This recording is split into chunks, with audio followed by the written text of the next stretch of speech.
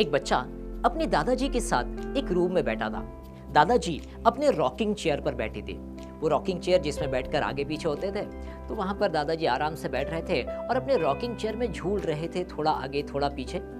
और थोड़ी देर बाद है ना, उनका वहां पर एक डॉग था।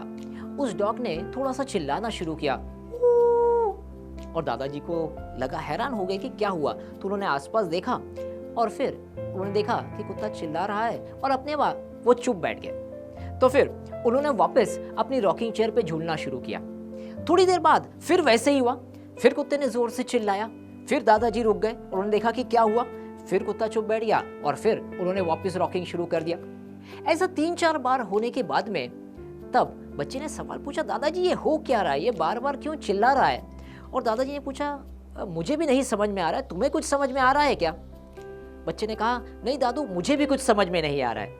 तो दादाजी ने थोड़ा अपना ऑब्जर्वेशन बेहतर किया और उन्होंने देखा कि वो जो कुत्ता है उसकी जो दुम है, पूंछ है, वो रॉकिंग चेयर के पास में है। जैसे ही रॉकिंग चेयर की स्पीड बढ़ती है और स्पीड बढ़ने के बाद वो रॉकिंग चेयर उसकी पूंछ पर जब जाती है तब उसे तकलीफ होती है और इसीलिए वो चिल्लाता है।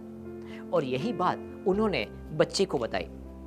बच्चे ने पूछा, दादू अगर ऐसा हो रहा है तो वो अपनी पूंछ हटा क्यों नहीं लेता? एक बार अगर पूंछ हटा ले तो काम खत्म हो जाएगा। और तब दादू ने कहा, बेटा यही तो बात है, वो ये सोच रहा है कि अगर मेरे थोड़े से चिल्लाने से मेरा काम हो जाता है तो मैं अपनी पूंछ क्यों हटाऊं, अपनी जगह क्यों बदलूं, बढ़िया सुख से यहां पर बैठा हूं ना।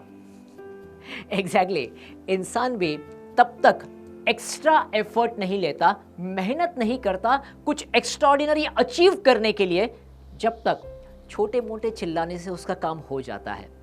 अगर छोटा मोटा चिल्लाने से उसकी ज़रूरतें खत्म हो जाती है तो वो उससे काफ़ी खुश है, हैप्पी है, सेटिस्फाइड है और फिर वो एक्स्ट्रा एफर्ट लेने की कभी सोचता ही नहीं और इसी तरीके से अपनी ज़िंदगी वो ख़त्म कर लेता है।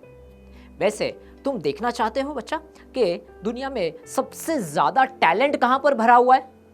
और बच्चा बहुत एक्साइटेड हो गया। बच्चे ने कहा, हाँ हाँ दादू बताइए ना, दुनिया में सबसे ज़्यादा टैलेंट कहाँ पर है, मुझे भी बहुत सारा टैलेंट चाहिए।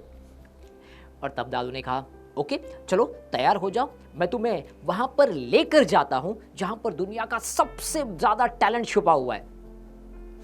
और फिर बच्चा बहुत ही एक्साइटेड होकर रेडी हो गया, बढ़िया से अपने उसने जूते पहने, लाल वाले जूते पहने, बढ़िया से अपना टी शर्ट और शॉर्ट्स पहनी, अपना एक बैकपैक भी उसने साथ में ले लिया और दादाजी को उनकी लकड़ी दी और साथ में वो लकड़ी लेकर चलने लगे।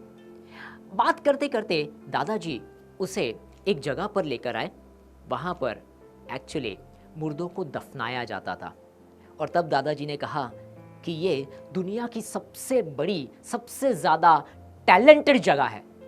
और बच्चा हैरान, वो पूछा, ये कैसे बोल सकते हैं आप, यहाँ पर तो कोई रहता ही नहीं है, जितने भी इंसान हैं सब मर चुके हैं, वैसे कैसे टैलेंटेड जगह हो सकती है? और तब दादाजी ने कहा, यही तो दुख की बात है, इन सब में टैलेंट कूट कूट कर भरा गया था, उन्हें बहुत कुछ आता था लेकिन वो उसका इस्तेमाल किए बिना ही इस धरती से चले गए और इसीलिए ये धरती अभी भी इतनी प्रोग्रेस नहीं कर पाई जितनी वो कर पाती थी, क्योंकि लोग अपना टैलेंट लेकर यहाँ से चले गए, उसे इस्तेमाल ही नहीं किया, क्योंकि थोड़े से चिल्लाने से काम हो जाता था ना।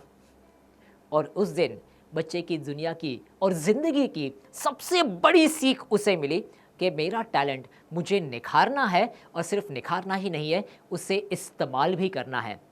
थोड़ी सी तकलीफ़ में आवाज़ देकर जब काम हो जाता है तब हम उसे इस्तेमाल नहीं करते।